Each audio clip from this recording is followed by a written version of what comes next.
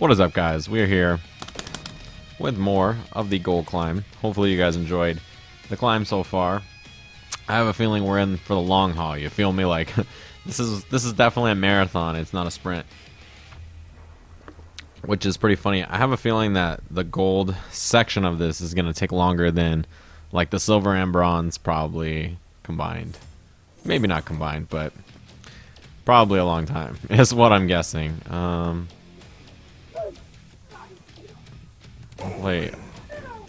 I'll play Omen. Oh, he's making noise. I'm gonna mute him.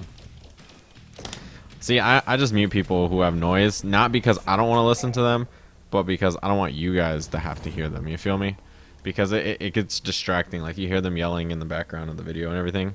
Anyways, let's play some video games. You guys ready for this?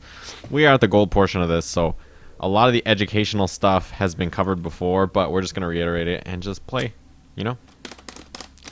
So, let's get into this. Okay.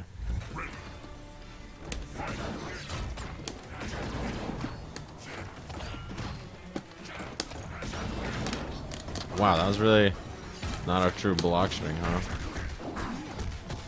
Oh, that was jab.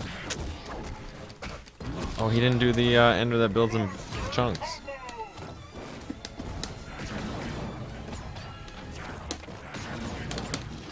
Wow, I really can't believe how far his throw range is. It's really far.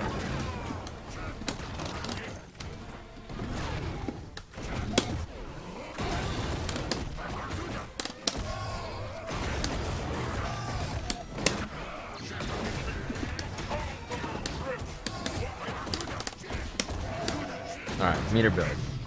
This character is very susceptible to like knockdown pressure and like air stuff especially. Yeah, I thought he was gonna try to throw. Nice, he broke the mediums. No, that was very unsafe.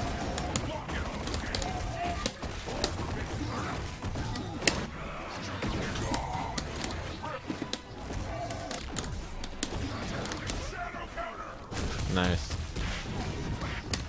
Oh, those were lights. I broke them, but it just didn't work.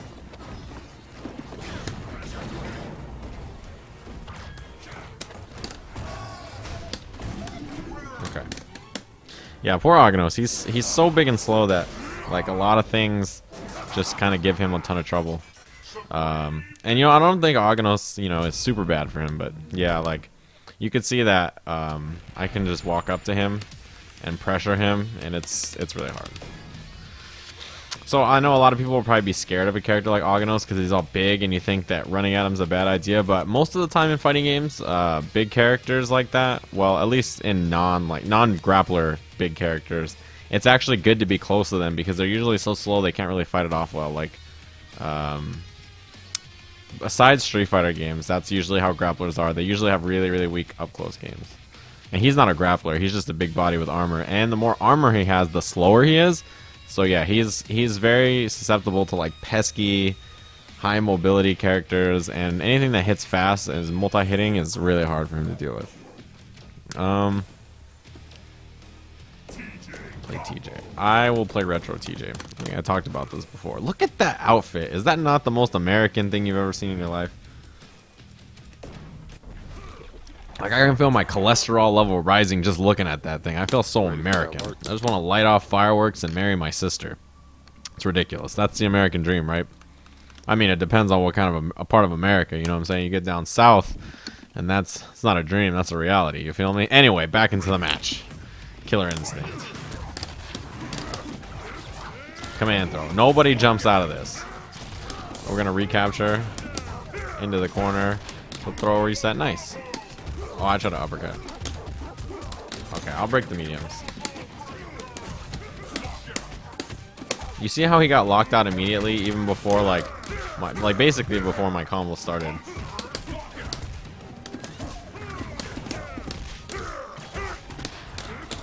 So that's how you can tell someone's guest breaking, right?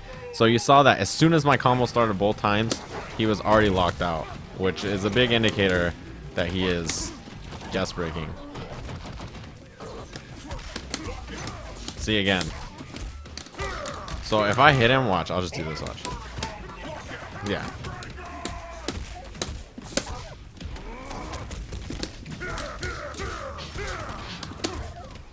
and that's game.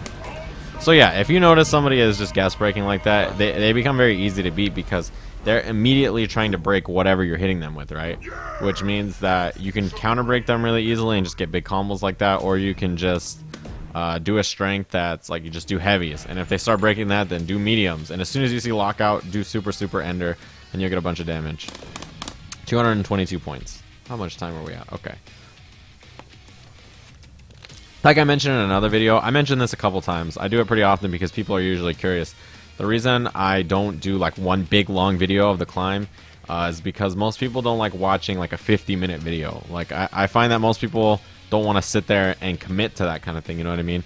And it's not just because people say it, but it's also because like the views for when I post the long videos are never really that good. Usually people aren't interested that long. So I like to keep it in segments that are relatively short, right? Like maybe 15 minutes.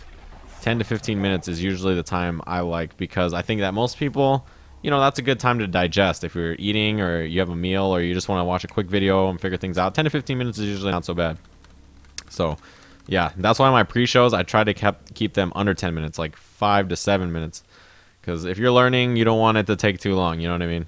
I understand. And it's not just, I'm not saying like it's a bad thing, but that is like a legitimate thing. Nobody wants to sit there and watch something for really long. Alright, throw set up. I'm going to set up the flame carpet. Nice, he broke the medium. So I threw him. Jump set up here. I thought that was actually a safe jump, but I guess not. Alright, flame carpet just in case he wakes up. Nice, he jumped out of it. You can jump out of that.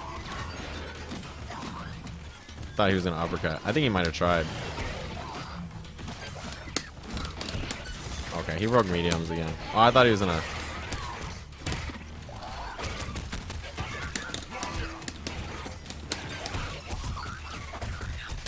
I'll break the mediums. Why not? That's gonna hit him. Okay. So yeah, you can see he's immediately gas breaking as well. It was just like the other guy we played against.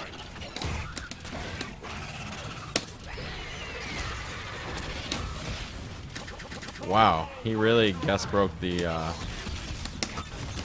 come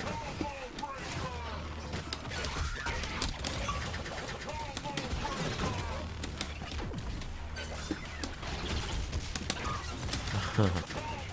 He is literally first frame breaking everything. Watch.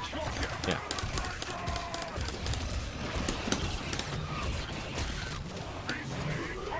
See, that's why you don't want to do that, because I'll try to break it. Oh, he didn't do it.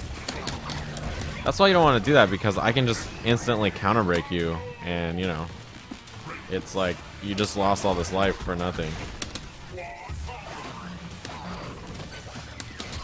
Whoops. Okay. Yeah, very sloppy stuff. Like he just kept counter breaking or instantly gas breaking everything. Every time I hit him with any kind of combo or anything like that, and you know, that was the play style. That's the kind of stuff that gets you killed. 250 points basically, which means we're 1/4 of the way to killer in gold rank, which is pretty good. We're making pretty good time, pretty good progress. I actually reached killer on my main account. If you guys didn't see the videos, I recommend checking those out. Those were a lot of fun to do. I went 10-0, which is pretty good. To get into my qualifiers, or in my qualifiers. And then out of my qualifiers, I don't know what I was. I think I was like 30-2 or something like that to get into gold. I don't know. I was playing a bunch of characters. It was a lot of fun, and it was streamed. So if you guys want to check out the stream, you can check out the archive for that. Who does this gentleman play? Agnos, another big body. Okay. So again, like I mentioned, this is a character you have to pester because he doesn't have great tools to keep you off of him up close, right? He has trouble dealing with that. He has a really far throw range, but when he's whiffing throw, obviously you can jump or hit a button from outside of it and stuff like that. So that can be pretty hard for him to deal with. Also, Maya's mobility is a problem for him, for sure. As you can see. Oh, whoops. Wow, he just did it.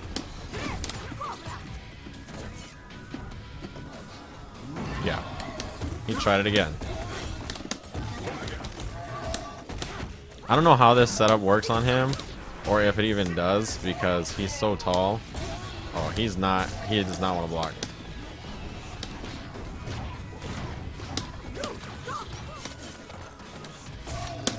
See, that's what I talked about, where you can just jump, and if he tries to throw, it's very hard for him to deal with. Okay.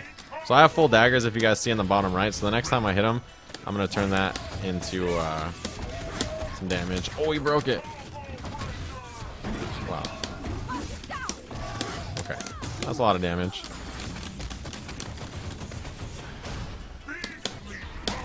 Yeah, that was nice.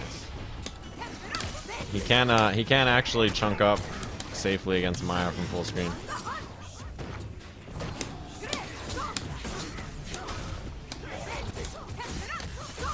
Nice, he broke it. Oh, that was an overhead, that's right. He's gonna go. Okay. Yeah, so I can't contest this projectile, so I'll just eat the chip all day. It's fine. Okay, so now he can't build anymore. Oh, that's unsafe. So, alright, remember at the start of that match, I got hit with a full screen running or overhead punch, right? It's not, I don't know if it's actually an overhead, but I just called it an overhead because he's swinging from overhead. But yeah, so I noticed that that's what he likes to go to.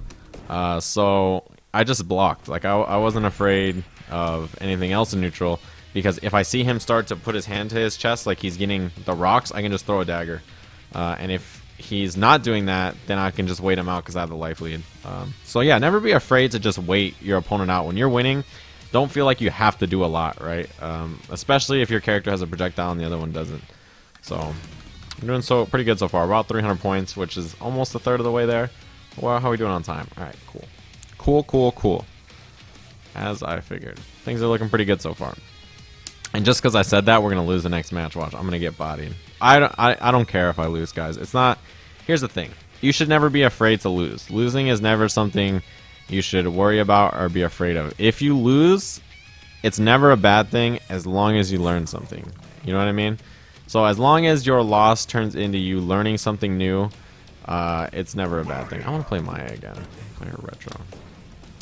So yeah. Never be afraid to lose. As long as you understand something new, you learn something, a new thing about a matchup, a new thing about your character, punishing things. If you learn a weakness that you yourself have or something like that, then that is fine, right? Just make sure that your losses don't just end up being losses that don't lead to anything. Sadira. Okay. Well. Okay. I tried to anti-air, but he didn't actually jump forward. That is a really good move against Sadira. Yeah, that is the problem with this matchup, right? You see that? So I hit him airborne with my dagger, and now it's gone. And I'm going to have to give up positioning for it. Okay. I'm just going to chill right in this range. Anti-air, cross up.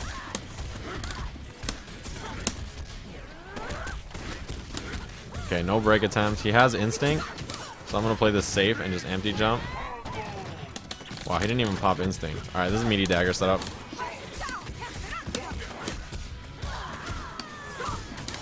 So he could have made that super safe, but he didn't. I don't know why he chose not to, but he didn't.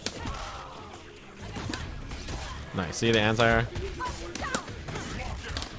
Okay, so I'm going to get good damage here. Knockdown. Setups. Yeah, that's okay. That is unsafe. So here's what I'm going to do. I'm going to approach, instantly run away. Right? So he thought I was going to pressure him, and I just backed up instantly. So he was playing defensive, which bought me a few seconds of time. Which is the reason I did that. I have no meter, so I can't shadow counter that. I'll just do a setup here. Oh, wow. I didn't think he was going to get hit by it. That is unsafe, so I'll just do a throw punish. I'm going to bait the reversal. Yeah. Okay. So you saw a lot of that was pretty safe play. I didn't do anything too risky. So, and that was really important. When he had instinct, I walked up to him on his wake up, and I acted like I was going to pressure, and then I just jumped back. I just got out of there. I just dipped. And that is to buy myself time. Oh, look, we're like exactly 1/3 of the way there pretty much. So that is to buy myself time, right? Because I walked up to him on his wake up, so he's, you know, being defensive, and then I jump back. And by the time he realizes that I'm not actually pressuring him, a couple seconds have gone by, which means I get to run full screen, and his instinct's pretty much gone. So that was the reason I did that. All right. Hope you guys enjoyed this section of our gold climb. We're 1/3 of the way there, so maybe a couple more parts, and we'll get there. Something like that. Anyways, hopefully you guys have enjoyed, learned a little something, and I'll see you guys again soon.